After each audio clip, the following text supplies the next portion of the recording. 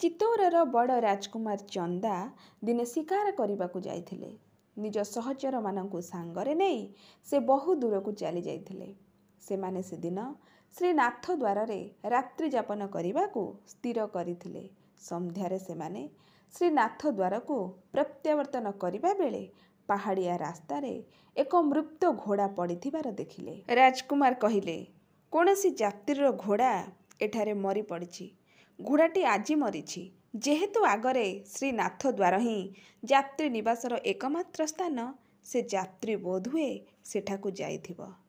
ଶ୍ରୀନାଥ ଦ୍ୱାରରେ ପହଞ୍ଚି ରାଜକୁମାର ସର୍ବପ୍ରଥମେ ସେହି ଯାତ୍ରୀକୁ ଖୋଜିଲେ। ତାଙ୍କ ମନରେ କେବଳ ଗୋଟିଏ ଚିନ୍ତା ଥିଲା ଯେ ବାଟରେ ଘୋଡ଼ା ମରିଯାଇଥିବାରୁ ଯାତ୍ରୀକୁ ନିଶ୍ଚୟ ଅସୁବିଧା ଭୋଗିବାକୁ ପଡ଼ିଥିବ।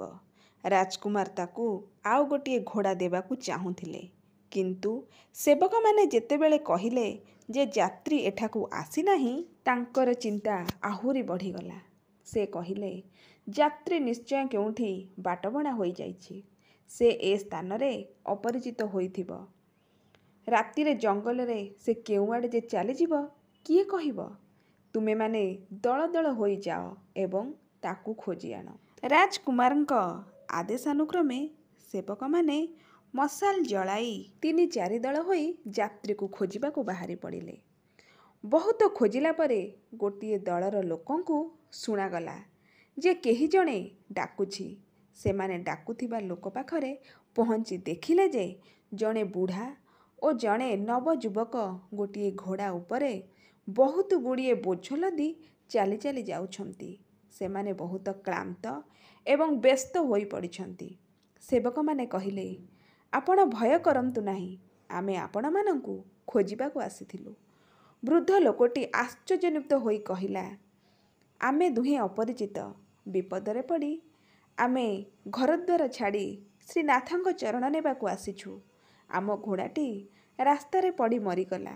ଏଠାରେ ଆମ୍ଭେମାନେ ବାଟବଣା ହୋଇ ବୁଲୁଛୁ। ଆପଣମାନେ କେମିତି ଜାଣିପାରି ଆମକୁ ଖୋଜିବାକୁ ବାହାରିଲେ? ସେବକମାନେ କହିଲେ, ଆମ ରାଜକୁମାର ଆପଣଙ୍କ ମଲା ଘୋଡ଼ାଟିକୁ ଦେଖିଥିଲେ। ସେ ସବୁ କଥାରେ ବହୁତ ସାବଧାନ ରହନ୍ତି। ସେ ଜାଣିପାରିଲେ ଯେ ଆପଣମାନେ ନିଶ୍ଚୟ ବାଟବଣା ହୋଇଯାଇଥିବେ।